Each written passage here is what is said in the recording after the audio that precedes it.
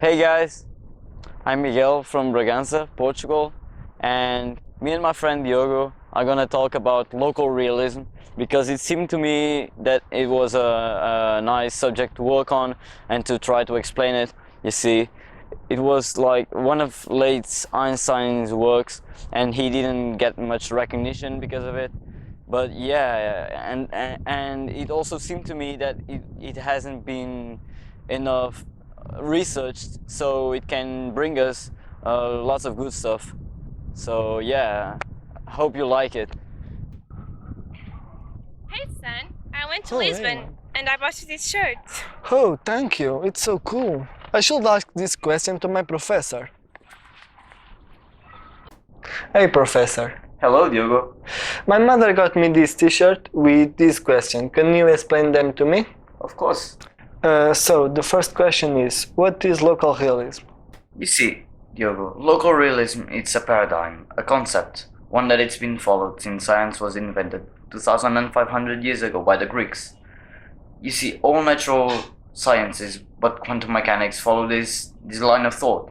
All physics, including classical microscopic physics and relativity, all but quantum mechanics follow this paradigm. You know that Einstein's always been against quantum mechanics, but where's the disagreement between his theory and quantum mechanics? You see, he defended that in our world, in our universe, that our universe has certain limits that in physics are called realism and locality. Realism states that things have certain properties whether we look at it or not, while locality means that there can't be an interaction between two particles that travels faster than the speed of light. Uh, Both properties are needed, at least in our universe.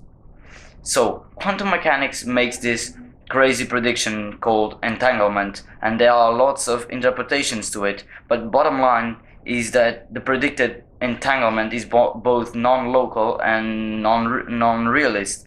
So this summarizes the disagreement between those two theories. The second one is, what is a falsification test? Well, we trust science because it follows some rules that are called the scientific method.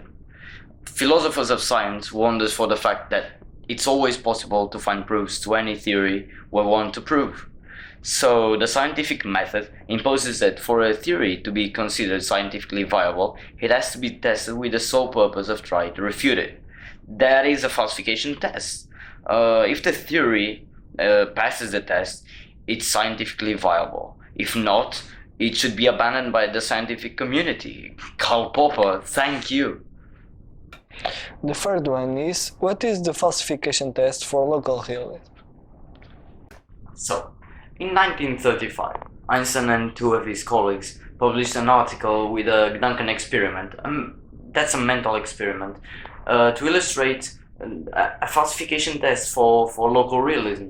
You see, but that was not enough. Then, years later, two great scientists changed his Duncan experiment so that it would be possible to test local realism in the lab, and they are called Bell tests. Thank you, David Bohm and John Stuart Bell. The fourth one is, was local realism ever conclusively refuted?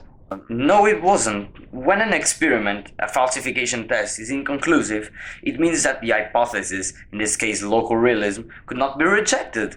Loopholes are excuses to save quantum mechanics.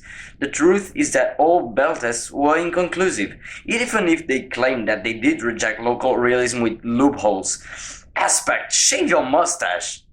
The fifth one is, what are loopholes? Well, loopholes are ambiguities due to some experimental problem that occurs when there's no possibility to reproduce in the lab the conditions demanded by the theoretical test. Usually it's due to technological problems. You see, physicists recognize that there's the possibility of local realism to pass the experimental test through the loophole. Nevertheless, what they claim is that they have reached the experimental rejection of local realism with some loopholes, and that only confuses everybody. In science, we cannot make conclusions based on loopholes. You see, claiming that local realism was experimentally rejected is The sixth one is there any loopholes-free experiment that rejected local realism? Until 2014 there wasn't. But now, in September 2015, a preprint article appeared on Arxiv, signed by a team of scientists, and they're claiming that they did it. And because of that, Intel just announced a 30 million euro investment in a quantum computer for the same research team. There are no coincidences. But I'll bet you that, like all other Bell's tests since the 70s, there will be a mistake and they should redraw that conclusion. This is my final challenge to you, kids. Find a mistake, trust me.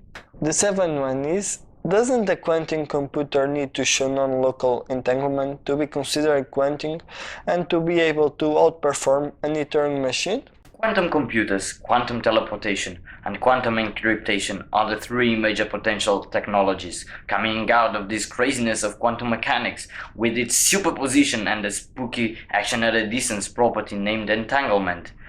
There is no experimental evidence for any of them. They are simply predictions of a theory, predictions of quantum mechanics. Without these supernatural properties, no computer, quantum or not, will ever overpass the performance of a Turing machine. You know what a Turing machine is, don't you? Well, a Turing machine is a theoretical digital computer that simulates any digital computer. You see, back in time there were many analog computers, but they were not fast enough and they didn't bring any clear advantage over digital computers, so they were abandoned. Well, the theoretical quantum computer is analog and uses these new properties of quantum mechanics called like superposition of bits named qubits and the entanglement between them. You see, with no supernatural entanglement, no quantum computer, no teleportation, and no quantum encryptation is needed. Military and banking industries, your information is safe. I will answer your two next questions in a row. Please read them to me. The eighth one is, why is there no doctorate with local realism research in the last 30 years? And the ninth question is, why can't local realist research be published in any prestigious scientific publications? There are no doctorates in local realism, and no local realist research can be published in prestigious and mainstream scientific publications for one simple reason. Physics today is in a normal phase, or on the edge of a crisis. Thank you, Thomas Kuhn. Can you please read in me what you've learned in school about paradigms and normal science?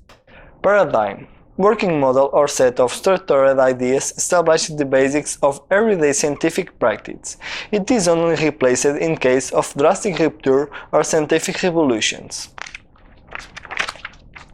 Normal science. Science that is done the context of a paradigm and that sees it as a stable body of knowledge that should not be challenged. It is the activity of solving problems within the rules of the paradigm. That's it? No one's supposed to question the foundations. Physics needs a scientific revolution. The 10th one is, why is there zero funding for local realist research? The world, the physics teachers, and all people responsible for distributing funds need to learn not to put all eggs in one basket. It's just not smart portfolio management of future technologies and knowledge. While quantum mechanics is not scientifically refuted, it deserves to be funded, of course, but so does local realism. Fight for a quota for local realism research. Trust me, it will trigger a scientific revolution in physics. Professor, just one more question. What can we expect for local realism research? First, correct this error. Physicists are smart people, but don't believe them when they tell you that there's nothing more to be discovered under local realism. Revolution! Revolution! Scientific revolution today!